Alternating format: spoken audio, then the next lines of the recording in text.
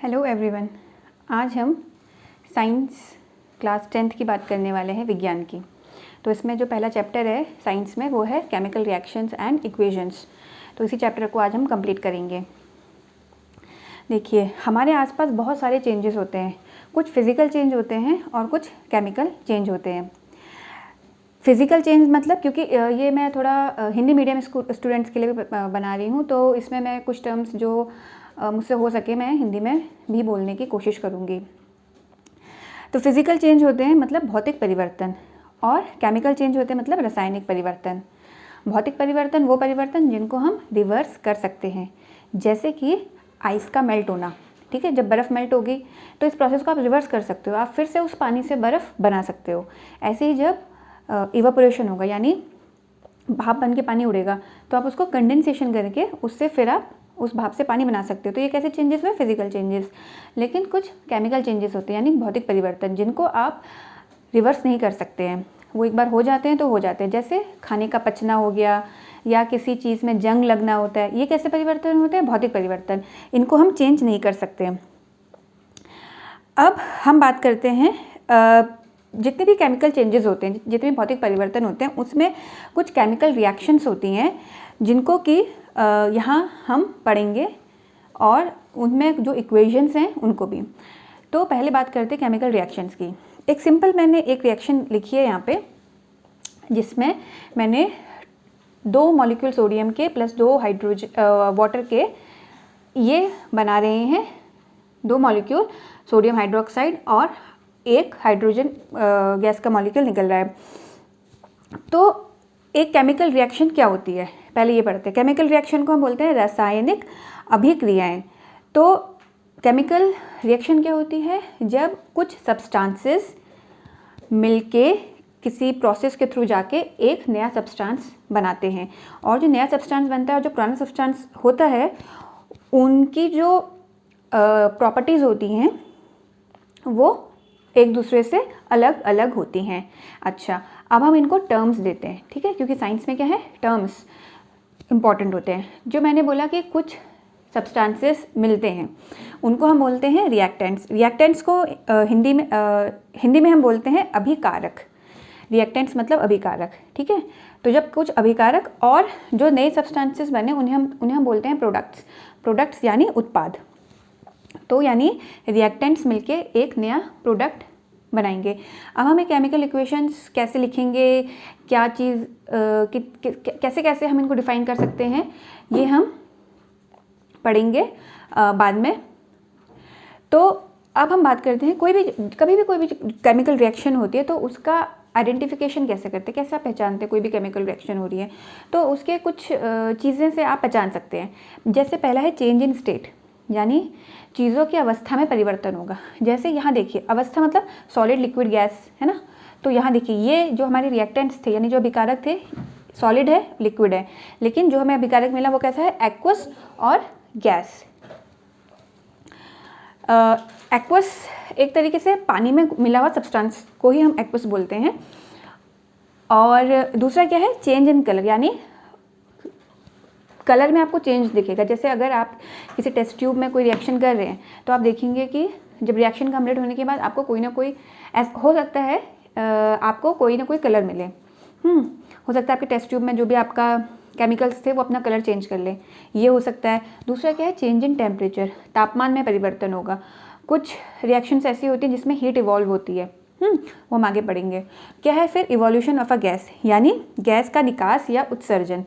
इसको कैसे देखते हैं? कभी कभी कोई हम केमिकल रिएक्शन करते हैं, हम रिएक्टेंट्स डालते हैं और थोड़ी देर में हम देखते हैं, जब केमिकल रिएक्शंस हो जाती हैं तो हम देखते हैं कि जो टेस्ट ट्यूब है अगर उसमें से बुलबुले से उठते हैं, तो ये वो बुलबुले क्या होती हैं? गैस होती है, ठीक है।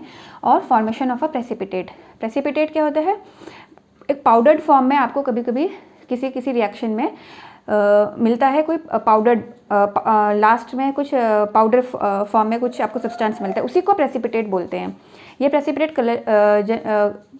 कलरलेस भी हो सकता है, वाइट कलरलेस तो आप पहचान नहीं पाएंगे, लेकिन वाइट हो सकता है या किसी और दूसरे कलर का हो सकता है।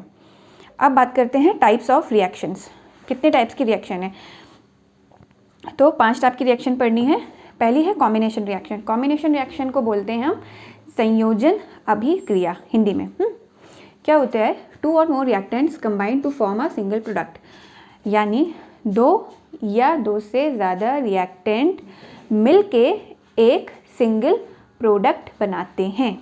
जैसे मेन चीज़ क्या है इसमें कि रिएक्टेंट्स कितने होंगे? 2 से ज़्यादा भी हो सकते हैं। जैसे पहले उसमें देखिए मैंने लिया कैल्शियम ऑक्साइड प्लस वाटर ने मिलकर बनाया कैल्शियम हाइड्रोक्साइड, करेक्ट। दूसरी रिएक्शन में मैंने क्या किया? कार्बन को जब ऑक्सीजन की प्रेजेंस में हम इसको बर्न करेंगे तो हमें मिली कार्बन डाइऑक्साइड। प्रोडक्ट कितना बना? एक प्रोडक्ट।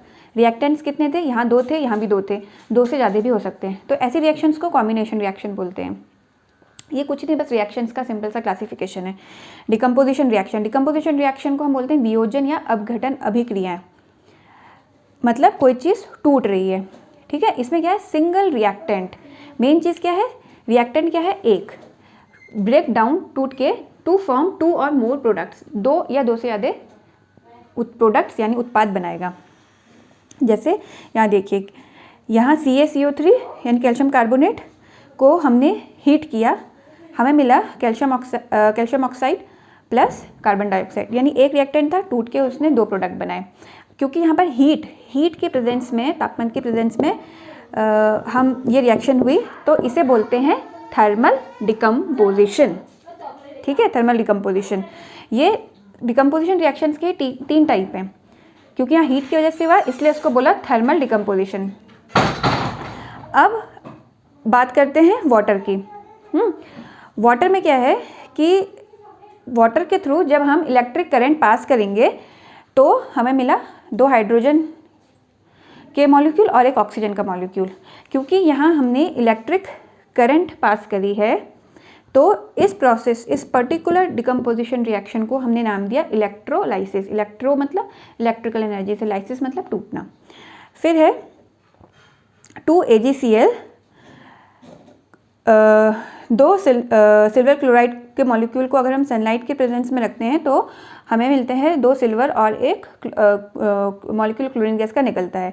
क्योंकि ये रिएक्शन सनलाइट के प्रेजेंस में हुई है, इसका डिकम्पोजिशन, इस पर्टिकुलर रिएक्टेंट का डिकम्पोजिशन सनलाइट के प्रेजेंस में हुआ है, तो इसे हम बोलते हैं फोटोलाइसिस। लाइसिस अगेन टूटना, फोटो मीन्स लाइट एनर्जी, ठीक है। यहाँ लाइट एनर्जी क्या है? सनलाइट। अब है, ये समझ में आ गया डिकम्पोजिशन रिएक्शन। अब है exothermic and endothermic reactions. Exothermic reactions और एंडोथर्मिक रिएक्शंस कुछ नहीं है। एक्सो मतलब थर्मिक मतलब कि ऊष्मा से मतलब है, एक्सो मतलब बाहर निकलना, एंडो मतलब अंदर, करेक्ट। तो एक्सोथर्मिक रिएक्शंस क्या होती हैं? एक्सोथर्मिक रिएक्शंस ऐसी रिएक्शंस होती हैं, यानी ऐसी अभिक्रियाएं होती हैं जिसमें कि इवोल्यूशन ऑफ गैस हो, यानी गैस का निष्कासन होगा, मतलब निकलेगी बाहर। और इसी का अपोजिट क्या होगा? एंडोथर्मिक, यानी ऐसी रिएक्शंस जिसमें हीट एनर्जी चाहिए, वो कैसी रिएक्शंस होंगी? Endothermic reactions. हिंदी में एक्सोथर्मिक रिएक्शंस को हम बोलते हैं ऊष्माक्षेपी अभिक्रिया, और एंडोथर्मिक रिएक्शन बोलते हैं ऊष्मा शोषी, यानी जो शोषण कर रही है, एब्जॉर्ब कर रही है अभिक्रियाएं। इसके 2 एग्जाम्पल्स हैं। पहला है जब हम मीथेन गैस को ऑक्सीजन की प्रेजेंस में हम उसको यहाँ पर देखिए, अगर आप बंद कर रहे हैं तो यहाँ पर मिला आपको कार्बन डाइऑक्साइड, वाटर और हीट, ठीक है। हीट निकली तो एक ऐसी रिएक्शन हुई एक्सोथर्मिक रिएक्शन, यानी ऊष्माक्षेपी, बाहर निकल रही है।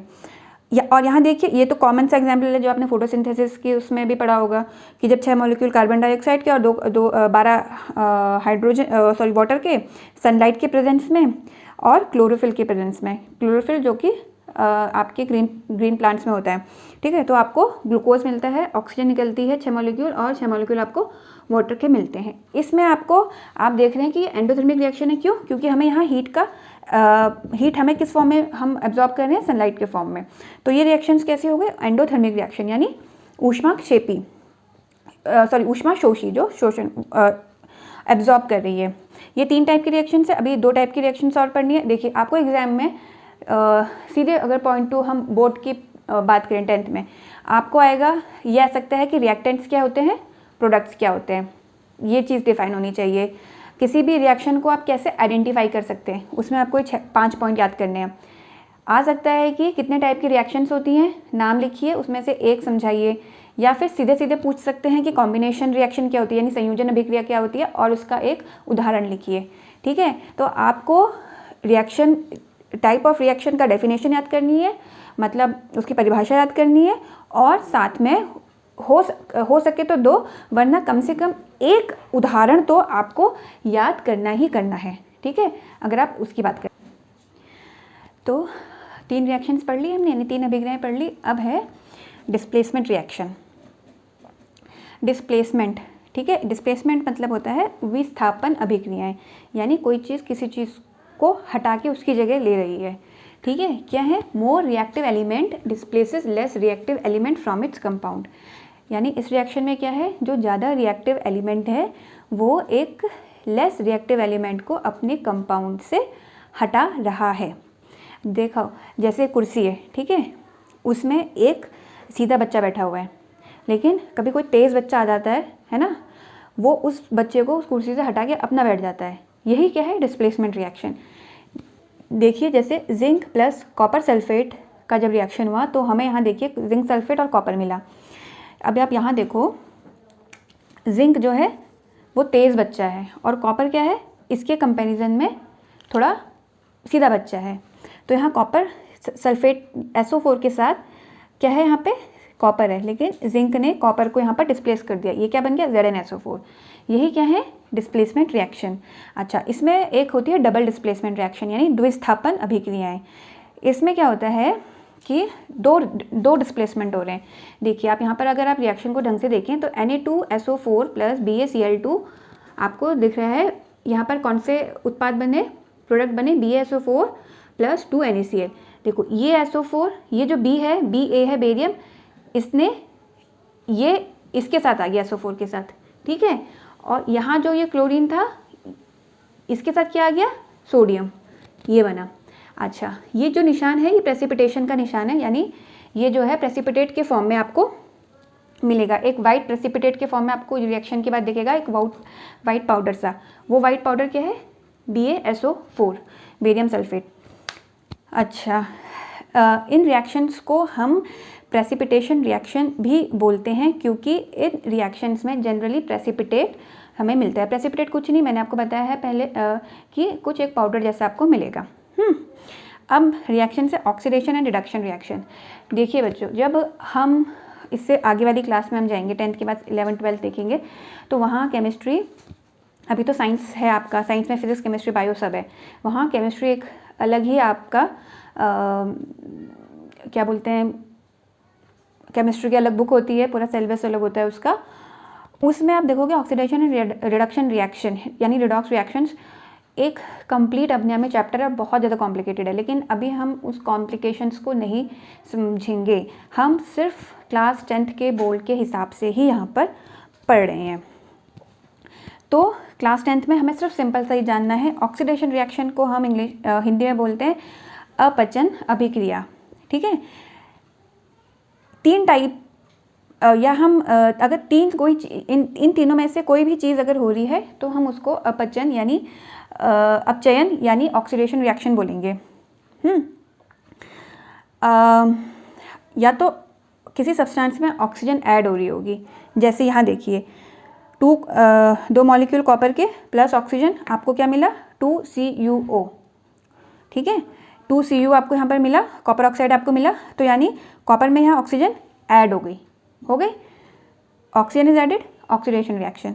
हाइड्रोजन इज रिमूव्ड, जब किसी सब्सटेंस से हाइड्रोजन रिमूव हो रही है, ये रिएक्शन देखिए, 2H2S प्लस O2 ने क्या दिया, 2S प्लस 2H2O, यानी यहाँ H2S में से जो हाइड्रोजन थी वो हट गई, रिमूव हुई। रिमूव होने के बाद खाली यहाँ सल्फर बचेगा, सल्फर, और ये हाइड्रोजन यहाँ हो गया, ठीक है। तो ये कैसी रिएक्शन हुई, ऑक्सीडेशन रिएक्शन, यानी या तो ऑक्सीजन ऐड हो या हाइड्रोजन हटे, या फिर क्या हो, किसी सब्सटेंस जो है अपना इलेक्ट्रॉन, एक या एक से ज़्यादा इलेक्ट्रॉन अगर वो लूज़ कर रहा है। देखिए ये जिंक है, जिंक को यहाँ हमें क्या मिला प्रोडक्ट के फॉर्म में, जिंक ने, जब जिंक अपने 2 इलेक्ट्रॉन लूज़ कर देगा तो ये 2 इलेक्ट्रॉन यहाँ मिले और ये पॉजिटिव चार्ज आ जाता है, ठीक है। ये पॉजिटिव नेगेटिव आप हायर क्लासेस में पढ़ेंगे, बट आप यहाँ पर सिंपली 10th में आपको इतना समझना है कि जिंक से 2 इलेक्ट्रॉन यहाँ हट गए हैं, यहाँ ये देखिए 2 इलेक्ट्रॉन यहाँ आ गए जिंक से, तो यानी सब्सटेंस ने, यानी सब्सटेंस क्या है, जिंक ने अपने इलेक्ट्रॉन लूज़ किए हैं। तो ये कैसी रिएक्शन हो गई, ऑक्सीडेशन रिएक्शन, यानी उपचयन रिएक्शन, उपचयन अभिक्रिया। रिडक्शन रिएक्शन जस्ट इसका अपोजिट, यहाँ ऑक्सीजन ऐड हो रही थी तो ऑक्सीडेशन था, यहाँ क्या ऑक्सीजन रिमूव हो गई। यहाँ देखिए 2 KClO3 को जब हम हीट करेंगे, यानी पोटेशियम क्लोराइड को जब हम हीट करेंगे तो हमें यहाँ मिलेगा potassium chloride plus 3 molecule of oxygen, यानी KClO3 में से ऑक्सीजन रिमूव हो गई, तो कितना खाली क्या बचा, KCl। ठीक है, ये कैसी रिएक्शन होगी, ऑक्सीजन रिमूव हो गई, रिडक्शन रिएक्शन।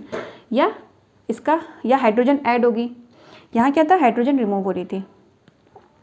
देखिए 2 सोडियम 1 हाइड्रोजन, यहाँ हाइड्रोजन इसमें ऐड हो गई तो हमें ये मिला 2NaH, यानी सोडियम हाइड्राइड। ठीक है, हाइड्रोजन क्या हुआ, ऐड हुआ, सोडियम हाइड्राइड मिला। ये कैसी रिएक्शन हो गई, रिडक्शन रिएक्शन। ऑक्सीडेशन रिएक्शन क्या थी, उपचयन अभिक्रिया, अपचयन अभिक्रिया, उपचयन अभिक्रिया रिडक्शन है, अपचयन अभिक्रिया। या फिर कोई सब्सटेंस इलेक्ट्रॉन गेन कर रहा है। इसी रिएक्शन को हमने उल्टा करके लिख दिया कि जब जिंक के आयन है, ये आयन फॉर्म में, इसमें 2 इलेक्ट्रॉन अगर ऐड हुए तो हमें मिल गया जिंक। ठीक है, यानी इस सब्सटेंस ने 2 इलेक्ट्रॉन गेन करिए तो हमें क्या मिला, जिंक, यानी यहाँ पर इलेक्ट्रॉन गेन हुए। तो ये कैसी रिएक्शन हो गई, रिडक्शन रिएक्शन, यानी अपचयन अभिक्रिया। ठीक है, यह है उपचयन, यह है अपचयन अभिक्रिया। तो ये दोनों समझ में आ गई। तो अभी तो हमने अलग अलग पढ़ी रिडक्शन और ऑक्सीडेशन रिएक्शन। अगर किसी रिएक्शन में रिडक्शन और ऑक्सीडेशन रिएक्शन साथ हो रही हैं, जो कि जनरली बहुत सारी रिएक्शंस में होती हैं, तो उन्हें हम बोलते हैं रिडॉक्स रिएक्शंस, यानी RED क्या हो गया, रिडक्शन के लिए, और OX हो गया ऑक्सीडेशन के लिए। ठीक है, जैसे इस रिएक्शन में आप देखिए CuO यानी कॉपर ऑक्साइड, H2 यानी हाइड्रोजन, कॉपर ऑक्साइड को आप हाइड्रोजन की प्रेजेंस में अगर हीट कर रहे हैं तो हमें मिल रहा है 1 मॉलिक्यूल कॉपर का और 1 मॉलिक्यूल वाटर का। यहाँ देखिए जो कॉपर ऑक्साइड है, इसमें से ऑक्सीजन क्या हो रही है, हट रही है, रिमूव हो रही है, तो इसीलिए कैसी रिएक्शन हो गई, रिडक्शन रिएक्शन।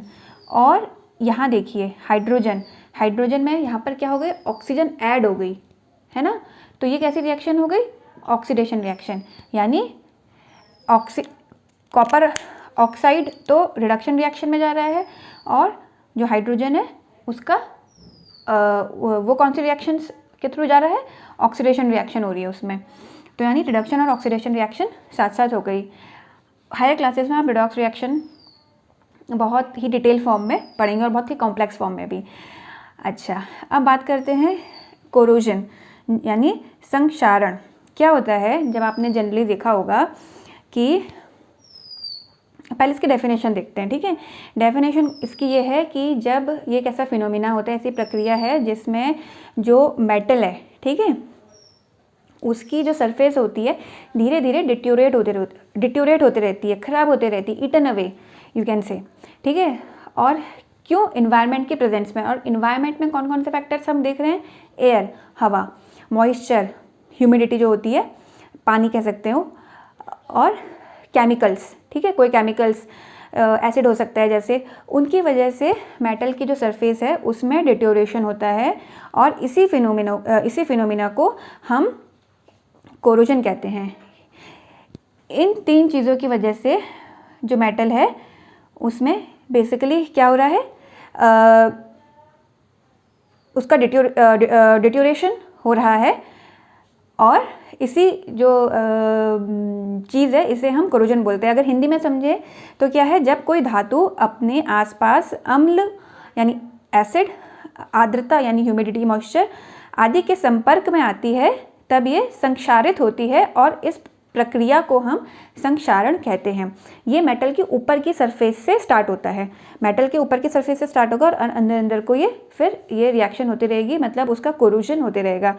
जैसे कि आपने देखा होगा कि जो चांदी होती है, जो हम नॉर्मल लड़कियां कान में बाली पहनती हैं, वो धीरे धीरे काली हो जाती है, तो वो एक कोरोजन का एग्जाम्पल है, संक्षारण का एग्जाम्पल है। ऐसे ही जो कॉपर है, तांबा, आप देखोगे कि उसकी जब आप बहुत यूज़ कर लोगे, उसमें आप पानी भर रहे हो, हवा के संपर्क में वो है ही, ठीक है, या फिर कोई सपोज उसमें एसिड के टच में वो आया, तो आप देखोगे कि उसका डिटोरेशन हो जाता है। और उसमें डिटोरेशन आपको कैसे दिखेगा कि वो ग्रीन कलर की कोटिंग उसमें हो जाती है, ठीक है। ये अब स्पेसिफिकली जब हम बात कर रहे हैं आयरन की, जब हम आयरन के कोरोजन की बात करते हैं तो हम इसे नाम देते हैं रस्टिंग का, यानी जंग लगना, जो आपने बहुत कॉमनली देखा होगा, रस्टिंग, जंग लगना। जो आपकी जितनी भी लोहे की सरफेस आप देखते हो कि उसमें क्या हो जाता है, जंग लग जाता है, तो वो जंग लगना एक टाइप का कोरोजन है। और ये एक रिडॉक्स रिएक्शन है, ठीक है। इसमें रिडक्शन ऑक्सीडेशन होता है, जो कि अभी यहाँ पर स्पेसिफिकली हमें पढ़ने की ज़रूरत नहीं है, बट आपको ध्यान रखना है कि रस्टिंग एक रिडॉक्स रिएक्शन का एग्जाम्पल है। और इसमें आपका क्वेश्चन यही आएगा कि कोरोजन क्या होता है या रस्टिंग क्या होती है। कोरोजन अगर आयरन का हो रहा है तो हमने उसको नाम दिया है रस्टिंग का, ठीक। अब है रेंसिडिटी। अच्छा हाँ, इस कोरोजन को, इसमें आपका ये आ सकता है कि 2-3 मेथड्स बताइए या विधियाँ बताइए जिनसे आप कोरोजन को रोक सकते हैं। तो इसमें एक तो हो गया पेंटिंग।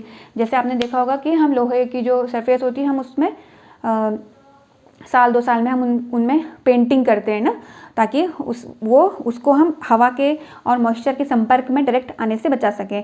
अगर हम ये लोहा है, इसके बाहर से मैंने पेंटिंग कर दी, तो ये एकदम से डायरेक्ट कांटेक्ट में नहीं आएगा और कोरोजन की प्रोसेस क्या हो जाएगी, मतलब उसका जो पॉसिबिलिटी होने की, हम उसको कम कर रहे हैं। दूसरा है गैल्वेनाइजेशन और इलेक्ट्रोप्लेटिंग, ठीक है। ये 3 ऐसी प्रोसेसेस हैं जिनके थ्रू हम कोरोजन को हम कम करते हैं, ठीक है। उसकी हम होने की जो प्रिवेंट करते हैं, हम जो उसके होने की जो चांसेस हैं उसको हम कम करते हैं। डिटेल में हम हायर क्लासेस में पढ़ेंगे क्या क्या होता है ये। अब है रेंसिडिटी यानी विकृत गंधिता। नाम से ही पता चल रहा है ना। तो इसमें क्या होता है स्पेसिफिकली, ये क्या होता है, ये एक ऐसी प्रोसेस होती है जिसमें खाने का, और खाना किसमें, जो जिसमें ऑयल होता है या फैट होता है, ऐसा खाना, ये एयर की प्रेजेंस में उसका ऑक्सीडेशन होता है, यानी वो ऑक्सीजन से उसको रिएक्ट करता है, और उस वजह से जो रिएक्शन हुई, खाने का स्मेल, खाने का टेस्ट चेंज हो जाता है और वो खराब हो जाता है। अगर हिंदी में देखें तो जब कोई तेलीय या वसायुक्त खाद्य सामग्री का उपचयन होता है, ऑक्सीडेशन होता है,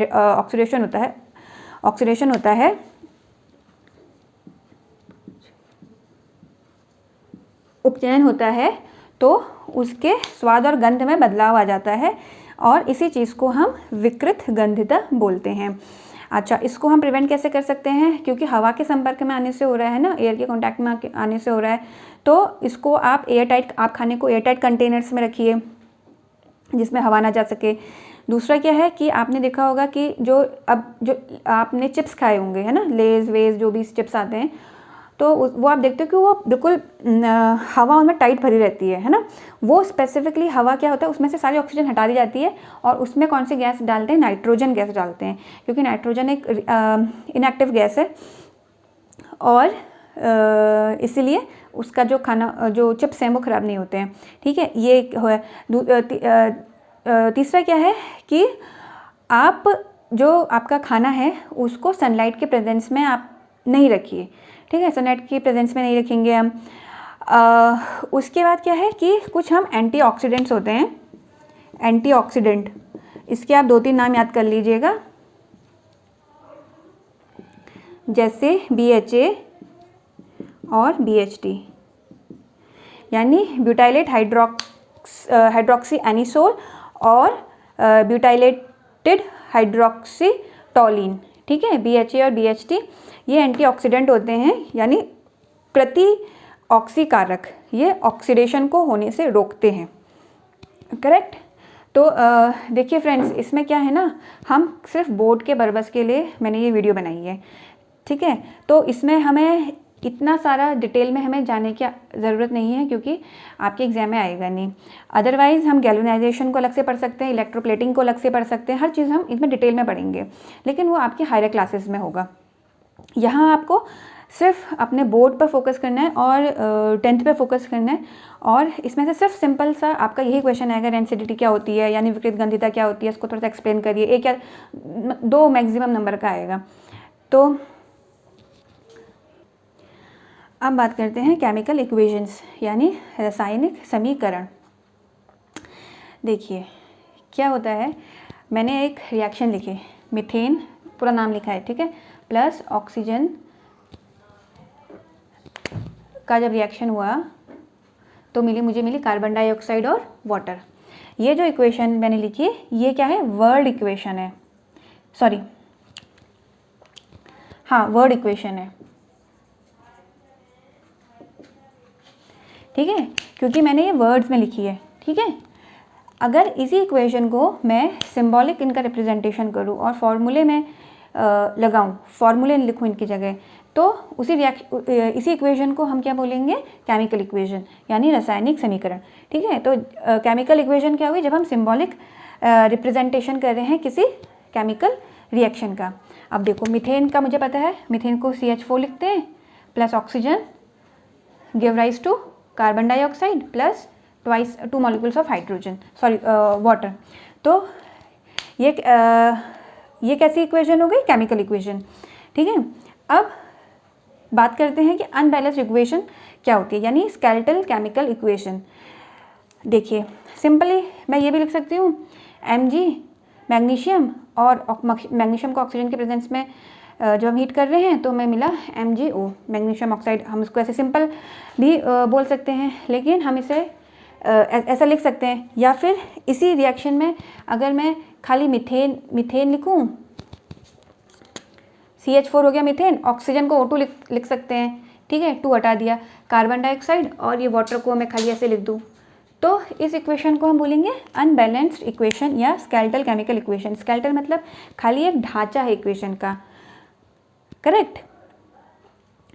अब यानी जब पूरा खाली एक सिंपल ढांचा है, हमारे जो यहाँ मैग्नीशियम है, यहाँ देखिए यहाँ कितना है मैग्नीशियम, 1 है, ठीक है, और यहाँ कितना मैग्नीशियम है, 1 है, लेकिन ऑक्सीजन के यहाँ क्या है, ऑक्सीजन के एटम कितने हैं, 2, यहाँ सिर्फ 1 है, ठीक है। यानी ऑक्सीजन बैलेंस नहीं है, इसीलिए अनबैलेंस्ड है।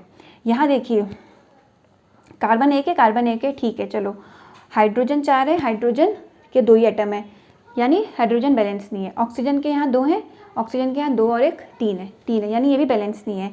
तो जब हम इस इक्वेशन को बैलेंस करते हैं, ठीक है, तो हम उसे बोलेंगे बैलेंस्ड केमिकल इक्वेशन। यानी बैलेंस केमिकल इक्वेशन क्या हो गई, जिसमें जो टोटल नंबर ऑफ एलिमेंट, ठीक है, किसी भी एलिमेंट के जो number of atoms left hand side में हैं, अगर वही राइट हैंड साइड में है तो हम उसे बोलेंगे बैलेंस केमिकल इक्वेशन। अब देखो 2 यानी कार्बन के, देखिए कार्बन के number of atom right hand side में 1 है, यहाँ 1 है, बैलेंस है। हाइड्रोजन के 4 एटम है और यहाँ देखिए 2 दूनी 4 है, बैलेंस है। ऑक्सीजन के देखिए 2 दूनी 4 और 2 और ये 2 कितने हो गए, 4 यहाँ 4 है। तो बैलेंस केमिकल इक्वेशन क्या हुई, जिसमें इक्वेशन के दोनों साइड किसी भी एलिमेंट के अगर जो नंबर ऑफ एटम्स हैं, ठीक है, अगर वो सेम है तो उस इक्वेशन को हम बोलते हैं बैलेंस्ड केमिकल इक्वेशन। अच्छा, अब हम किसी भी इक्वेशन को हम कैसे डिफाइन करते हैं, ठीक है। एक सिंपल सा ये चीज़ बहुत बेसिक चीज़ है कि जितने भी रिएक्टेंट्स होंगे हम उनको लेफ्ट हैंड साइड लिखेंगे, यानी जो हमारे अभी कारक हैं उनको हम लेफ्ट हैंड साइड लिखेंगे, जो हमारा प्रोडक्ट है उसको हम, यानी जो हमारा उत्पाद है उसको हम राइट हैंड साइड लिखेंगे, करेक्ट। दूसरी क्या है कि हम रिएक्शन को हम इंफॉर्मेटिव कैसे बना सकते हैं, अगर हम उसमें फिजिकल स्टेट ऑफ जितनी भी हमारे सब्सटेंसेस है जो हमें रिएक्ट कर रहे हैं और जो हमें प्रोडक्ट बन रहा है, अगर हम उनकी फिजिकल स्टेट लिख रहे हैं, कैसे, देखिए यहाँ मैंने फिजिकल स्टेट लिखी, सोडियम की, ये सॉलिड है। हम कैसे डिफाइन करेंगे, सॉलिड को S से, लिक्विड को L से, गैस को G से, एक्वस को AQ से। ये देखिए सोडियम सॉलिड है तो एस, वाटर लिक्विड तो एल, सोडियम हाइड्रोक्साइड एक्वस और यहाँ गैस, करेक्ट। ये हम क्या है, हम किसी भी हमारी जो केमिकल इक्वेशन है हम उसको और ज़्यादा इन्फॉर्मेटिव बना रहे हैं, इससे हमें पूरी इन्फॉर्मेशन मिल रही है, करेक्ट। अच्छा, एक चीज़ आप ध्यान रखिएगा, जो भी आप रिएक्टेंट्स होते हैं, जो जितने भी रिएक्टेंट्स मिलेंगे, जितने भी रिएक्टेंट्स होंगे उनके बीच में आप ये प्लस का साइन यहाँ लगाएंगे, करेक्ट। और जितने भी प्रोडक्ट्स आपको मिलेंगे उनके बीच में भी प्लस का साइन लगेगा। यहाँ जैसे 2 प्रोडक्ट मिले तो उनके बीच में प्लस का साइन, और प्रोडक्ट होते तो प्लस करके हम उनको लिखते। और हमेशा ये जो तीर का जो ये हेड होगा ये प्रोडक्ट की तरफ को इशारा करेगा, इसका मतलब रिएक्शन ऐसे चल रही है, क्योंकि हेड इसका यहाँ है और टेल यहाँ है, करेक्ट। दूसरा क्या है कि रिएक्शन की कंडीशंस, रिएक्शन कोई रिएक्शन किसी स्पेसिफिक कंडीशन में होती है। सपोज जैसे ये रिएक्शन है, ठीक है, जिसमें कार्बन मोनोऑक्साइड है जो है गैस फॉर्म में, ठीक है। इसको हम हमने इसका स्टेट डिफाइन कर लिया कि ये गैस है, लेकिन ये पर्टिकुलर रिएक्शन 340 एटमॉस्फेरिक प्रेशर पे हो रही है, इसलिए हमने यहाँ पर ये हम कहाँ लिखेंगे, ये हम एरो के ऊपर लिखेंगे। यहाँ हम प्रेशर लिख सकते हैं, यहाँ हम कोई अगर किसी स्पेसिफिक रिएक्शन के लिए कोई स्पेसिफिक टेम्परेचर है, ठीक है, तो हम वो टेम्परेचर लिखेंगे। कोई अगर कैटलिस्ट उसमें चाहिए है, ज़रूर चाहिए, तो हम वो कैटलिस्ट लिखेंगे, ठीक है। वो सारी चीज़ हम कहाँ लिखेंगे, इस एरो हेड के हम ऊपर लिखेंगे, करेक्ट। अब एक चीज़ और, हम जो गैस है, गैस जब उड़ रही है तो हम इस गैस की जगह जैसे यहाँ पर देखिए, जैसे कार्बन है, कार्बन कैसा होता है, सॉलिड, ठीक है। इसको हम ऑक्सीजन के प्रेजेंस में हीट कर रहे हैं, ऑक्सीजन क्या है, गैस। ये रिएक्शन हुई, हमें मिला कार्बन डाइऑक्साइड, कार्बन डाइऑक्साइड एक गैस है, तो मैंने यहाँ मैं जी भी लिख सकती हूँ उसके ब्रैकेट में, लेकिन मैंने ये एरो बनाया ऊपर को, तो यानी ये गैस है, ठीक है। इसको हम गैस को हम ऐसे भी फॉर्म में दिखा सकते हैं, एरो इस अपवर्ड एरो के थ्रू। दूसरा क्या है, हम एक चीज़ और लिखी है मैंने, evolution and absorption of energy. अगर मुझे उस रिएक्शन में मेरे को हीट मिल रही है तो उस हीट को मैं यहाँ पर दिखाऊंगी कि ये हीट है यहाँ पर, यानी ये एक्सोथर्मिक रिएक्शन। इसको देखते ही मैं पहचान जाऊंगी कि एक्सोथर्मिक रिएक्शन है, क्योंकि हीट यहाँ पर हमें मिल रही है। अगर किसी रिएक्शन के लिए एनर्जी चाहिए होती तो या तो मैं इसको एरो के ऊपर लिख लेती, या यहाँ पर मैं लिख लेती एड प्लस करके, या जनरली हम एरो के ऊपर भी लिख लेते हैं। अच्छा, अब जो प्रेसिपिटेट होता है उसको हम डाउनवर्ड एरो करके हम शो करते हैं। कैसे, देखिए, जैसे ये पर्टिकुलर रिएक्शन है, तो इसमें मैंने, आप ये देख रहे हैं कि देखिए BaSO4 है। जैसे इस पर्टिकुलर रिएक्शन में आप देख रहे हैं कि क्या है, कि प्रेसिपिटेट बन रहा है, ठीक है। तो इस प्रेसिपिटेट को हम डाउनवर्ड एरो करके हम शो कर रहे हैं, ठीक है। तो प्रेसिपिटेट को हम हमेशा डाउनवर्ड एरो करके शो कर सकते हैं। इसके बाद हम ये लिख सकते हैं कि जो भी प्रेसिपिटेट का कलर है उसको हम यहाँ पर ब्रैकेट में भी लिख सकते हैं कि वाइट प्रेसिपिटेट मिला कि रेड मिला, करेक्ट। तो इसके बाद हम आगे पढ़ेंगे कि हम किसी भी रिएक्शन को हम कैसे बैलेंस करते हैं। तो ये हम हिट एंड ट्रायल मेथड से हम बैलेंस करते हैं। इसके कुछ एग्जाम्पल्स हम नेक्स्ट वीडियो में पढ़ेंगे। तो बच्चों, अगर आपको ये थोड़ा सा चैप्टर समझ में आया होगा तो प्लीज़ इस वीडियो को आप लाइक और शेयर और सब्सक्राइब करिएगा। Thank you.